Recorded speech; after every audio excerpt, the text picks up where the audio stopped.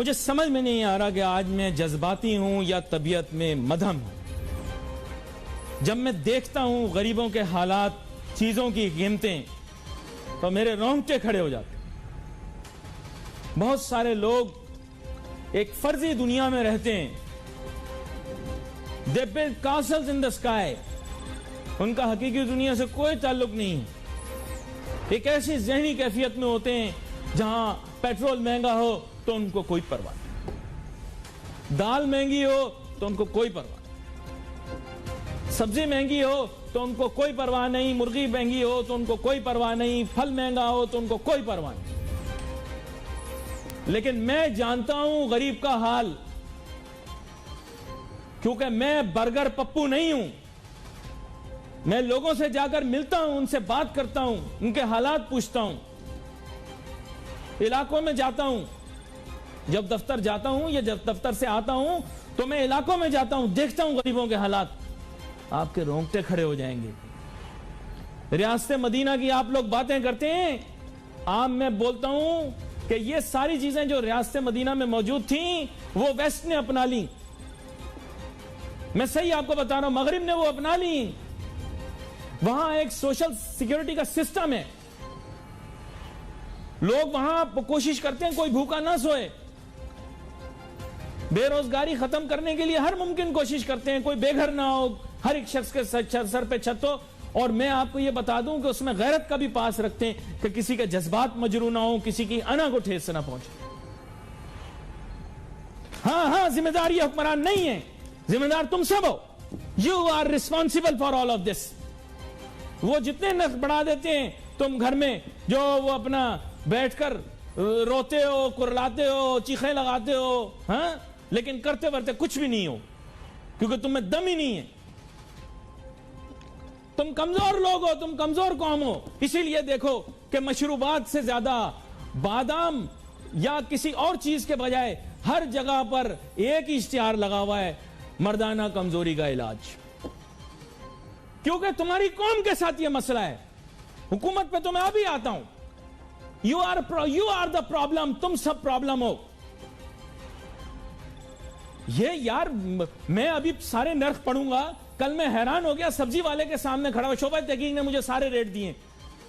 کریلا 130 روپے کلو۔ میرا دل چاہ رہا ہے کہ میں اشارے کے ساتھ آپ کو بتاؤں، جیسے ان آنٹی نے مجھے گاڑی میں اشارہ کیا تھا نا، جب انہوں نے ٹریفک سگنل توڑا تھا، میں نے ان کو بولا یہ آپ نے کیا کیا، انہوں نے ایسے اشارہ کیا۔ کریلا 130 روپے، بٹر گوڈ جسے کہتے ہیں۔ آپ مجھے بتائیں غریب کے ساتھ کیا انصاف ہے؟ نہ دکھاؤ غریب کو ٹماٹر، بیچارے کو پریشان ہو جائے گا، اس کو نصیب تو ہے نہیں، دہی ڈال کے وہ سالن پکاتا ہے، اور دہی اتنی مہنگی ہو گئی ہے کہ آپ پریشان ہو جائیں گے۔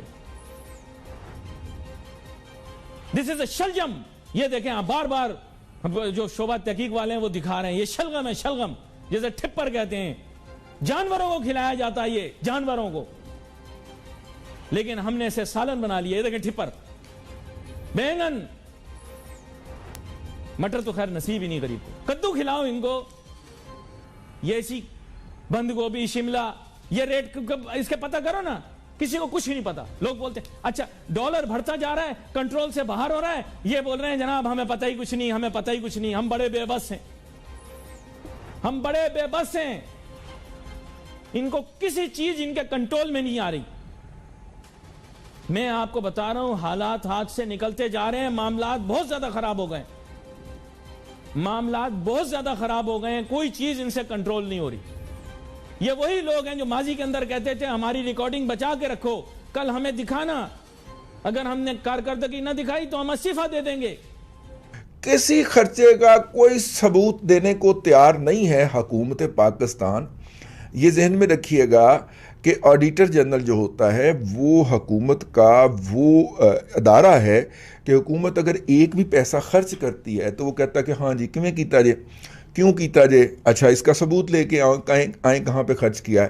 یہ اس کی آئینی ڈیوٹی ہوتی ہے، آئینی فرض ہوتا ہے، آئینی فرائض ہوتے ہیں، اور اسی کام کے اس ادارے کو تنخواہ ملتی ہے، آڈیٹر جنرل آف پاکستان۔ جب انہوں نے 1240 ارب روپے کے اوپر سیٹی بجائی اور حکومت نے اس کے اوپر یہ فرمایا کہ جناب تو چلتے میں آئے حکومت نے یہ فرمایا کہ جناب یہ تو پٹواری ہے، اور جس طرح الیکشن کمیشن آف پاکستان کے اوپر چڑھائی کی گئی تھی اس طرح آڈیٹر جنرل آف پاکستان پہ بھی چڑھائی کر لی گئی.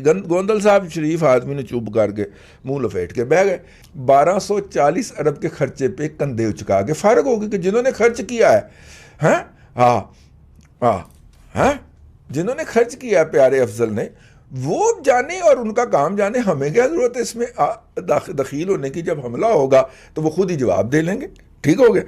تو آئیے، وہ جو خاتون ہیں انہوں نے آڈیٹر جنرل آف پاکستان سے جا کے کہا ہے کہ پائن ہے، یہ ذرا بتائیں تو صحیح یہ پیسہ خرچ کہاں پہ ہوا تھا، اور اس کی رسیدیں جمع کروائیں. اور رسیدوں سے معاملہ یاد آ گیا، اور جنرل عاصم باجوہ کی بھی رسیدیں رہتی ہیں، بولو نہ جانا. ہاں تو رسیدیں جمع کروائی ہیں کہ نہیں؟ مس ہیں جی وہ. ٹھیک ہے، حکومت کی کریڈیبلٹی کا یہ لیول ہے کہ آئی ایم ایف کہتا ہے کہ جو ڈیٹا تم لے کے آئے ہو وہ قابل اعتبار نہیں ہے. آپ کا اعتبار نہیں ہے، آپ بے اعتبارے لوگ ہو، آپ جھوٹے لوگ ہو، آپ گھٹیا لوگ ہو. ہم اس کی خود تصدیق کریں گے. پہلے اگر آپ کو میں یہ یاد دلاؤں کہ اگر ابا جی یہ کہیں کہ وہ پیسے کتنے خرچ کیتے ہی، اور بیٹا یہ کہے کہ ابو جی وہی فلاں جگہ پہ خرچ ہو گئے ہیں، تو یہاں تک تو ہوتا ہے کریڈیبلٹی کا لیول، میوچل انڈرسٹینڈنگ کا لیول یا اعتباریت. ٹھیک ہے.